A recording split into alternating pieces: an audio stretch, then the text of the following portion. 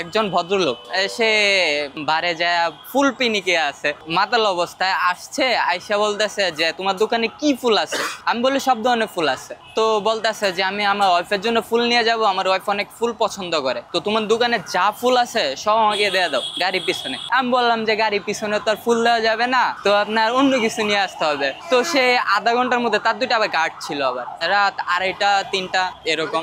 অবাক তো অবশ্যই লাগছে এবং খুশি হয়েছে যে আমি ফুল বিক্রি করতে পারবো, আমার সারা দিন 2-3 দিনের লাভ উঠে যাবে, এভরিথিং। একটা ফুলও রাখে নাই। তো পিক আপ নিয়ে আসার পরে বলছে এই পিক আপে উঠায় দাও, পুরো পিক আপ লোড করে দিচ্ছি। বিশ্বাস হয় না, ফার্স্টে তো আর বিশ্বাস হবে না। প্রায় আমি ওইখানে প্রায় সেল করছি প্রায় 70,000 টাকার মতো। যখন ওই লোক আইসা আমাকে বললো যে আমার দোকানে সব ফুল নিয়ে যাবে, তখন আমি অবাক হলাম। অবাক হয়ে কিছুটা ভাবলাম যে উনি তো মাতাল অবস্থায় আছে, হয়তো মজা করতেছে, হয়তো 1-2টা ফুল নিবে ওয়াইফকে যেহেতু দেওয়ার জন্য। তো যখন না দেখলাম যে বডিগার্ড ফোন করলো, আধা ঘন্টার মধ্যে পিক আপ নিয়ে আসলো, তখন বিশ্বাস হলো না উনি সব ফুল নিয়ে যাবে। তো আমার সাথে আমি আরো 2জন নাইটম্যানকে ডাক দিলাম, নাইটম্যানকে ডাক দিয়ে তারপর সব ফুল উঠায় দিলাম। আমার এই পেশার জগতে এট ফার্স্ট এরকম ঘটনা আমি আর লাইফে কখনো দেখি নাই, যে এরকম পাগল মানুষ হয় তার ওয়াইফের জন্য। 2 দিন আগে গার্লফ্রেন্ডের সাথে রাত 3টার দিকে ব্রেকআপ হয়েছে, তো সে একটা ডিজাইন নিয়ে আসলো যে ভাই আমার এই ফুলটা বানিয়ে দিতে হবে, পরে লেখা সরি। তো সরিটা আমি বললাম যে ভাই সরিটা তো দেওয়া সম্ভব না। কোন না ভাই আমার দিতেই হবে যেভাবে হোক। তো তারে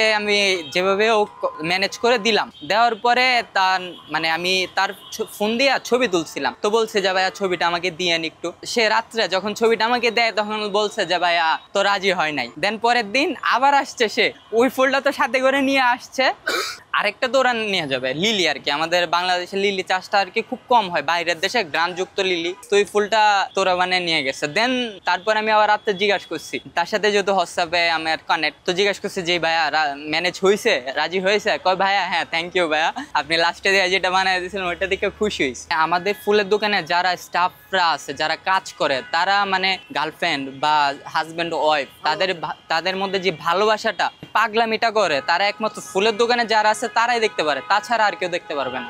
যদি ফুল কিনতে আসে, আস্তে আস্তে একটা দোকান দেখবে, চিন্তা ভাবনা করবে, ওর মোটিভ দেখে আমরা বুঝতে পারি, যেহেতু অভিজ্ঞ অনেক বছর যাবত আসি। কিন্তু এরকম হয়েছে যে তার একটা মেয়েকে ভালো লাগছে, এখন সে তাকে ফুল দেবে, প্রপোজ করবে। আর কিভাবে প্রপোজ করবে, বাসার নাম্বার টাম্বার এভরিথিং সবকিছুই আছে মেয়ে। তো সে একটা ফুল কিনলো, বক্সের মধ্যে ভরলো, ওই বক্সটা র্যাপিং করলো। র্যাপিং করার পরে তার একটা ফ্রেন্ডের মাধ্যমে তার ফ্রেন্ডের নাম্বারটা দিছে যে কল করে বলবে আপনার একটা পার্সেল আছে। তো ইউনিক ভাবে সে আর কি প্রপোজ করছে। এটার মধ্যে একটা চিরকুট লেখা ছিল, চিরকুটের মধ্যে আর কি তার মনের ভাব প্রকাশ করছে। এটা হচ্ছে আমাদের ফুলের দোকান। আমাদের ফুলের দোকানের কোনো শাটার নেই, সারা রাত 24 ঘন্টায় খোলা। এই ফুলের দোকানের নাম হচ্ছে ফুলবাহার পুষ্পকেন্দ্র।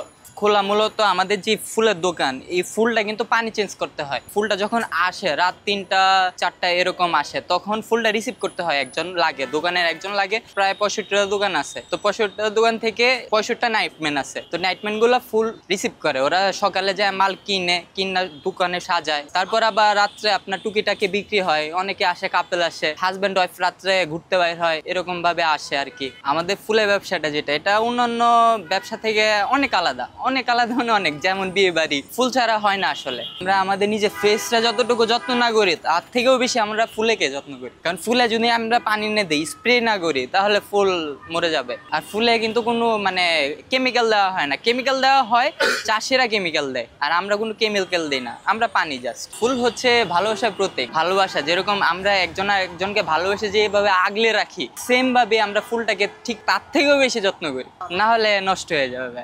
মানুষের উপকার হয় যে রাত্রে আসে ফুল কিনতে পারে। ধরেন অনেকে জানে যে শাহবাগে সারা রাত ফুলের দোকান খোলা, তারা আসে। যারা দিনে বাইরে হইতে পছন্দ করে না, তারা রাত্রে আসে, রাত্রে এসে ফুল কিনে, এই কিছুটা সময় কাটায় শাহবাগে আইসা।